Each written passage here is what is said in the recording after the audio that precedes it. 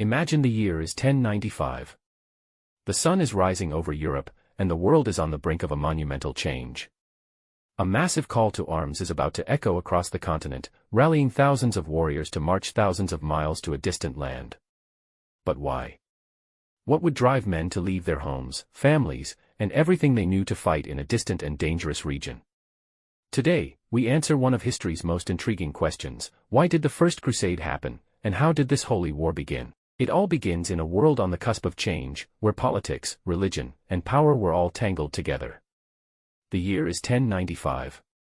In the Byzantine Empire, the eastern part of the Roman Empire, Emperor Alexios I Komnenos is facing a looming threat. His empire is under siege by a growing force from the east, the Seljuk Turks. These Turks, skilled in warfare and led by their leader, Sultan Alp Arslan, were expanding rapidly, pushing deeper into Byzantine lands.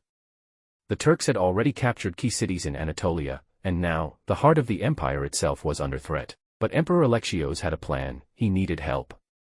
And where could he find it? Alexios turned to the west, to the one power that could come to his aid, the papacy in Rome. But this wasn't just any request for military aid. No, this was a request for a holy war.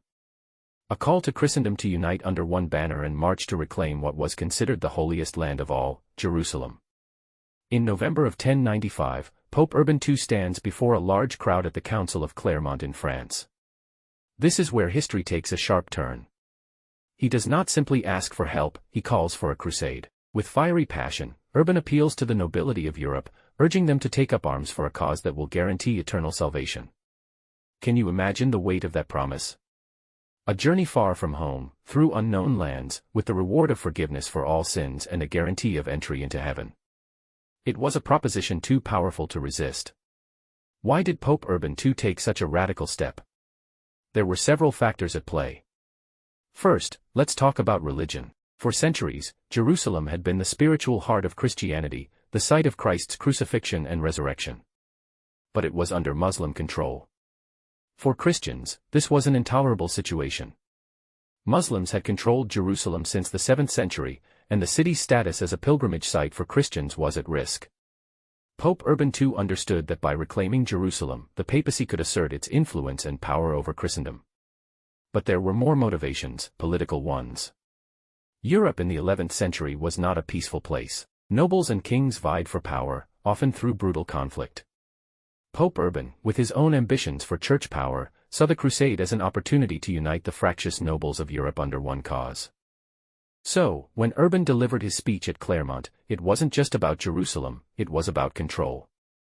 A unified Christian front could not only push back the Turks but also serve as a powerful counterforce to the growing influence of the Byzantine Empire, which was increasingly aligned with the East. The call to arms became a rallying cry, and the response was overwhelming. Urban's words were so compelling that people from all walks of life, knights, peasants, even women, joined the crusade. For some, it was an opportunity for glory, land, and wealth. For others, it was a deeply spiritual mission. The Crusaders were told that every step taken on this holy journey would be a step toward salvation. By the summer of 1096, the First Crusade was in full swing. A massive army of Crusaders began its journey across Europe, crossing into the Byzantine Empire, and finally setting its sights on the Holy Land. But the journey wasn't as easy as they had hoped. The Crusaders faced hostile terrain, starvation, and harsh weather. They fought skirmishes with local forces and had to navigate the complex political landscape of the Byzantine Empire. But despite these setbacks, the Crusaders pressed on, fueled by their belief in the righteousness of their cause. And then, in June of 1099, the Crusaders arrived at their destination, Jerusalem. The city was heavily fortified, and the Muslims were prepared for an assault. What followed was one of the bloodiest sieges in history. After weeks of fighting, the Crusaders breached the walls of the city. In the end, the Crusaders took the city, but at a horrific cost. The streets of Jerusalem ran red with blood as the Crusaders massacred thousands of inhabitants, Muslims, Jews, and Christians alike.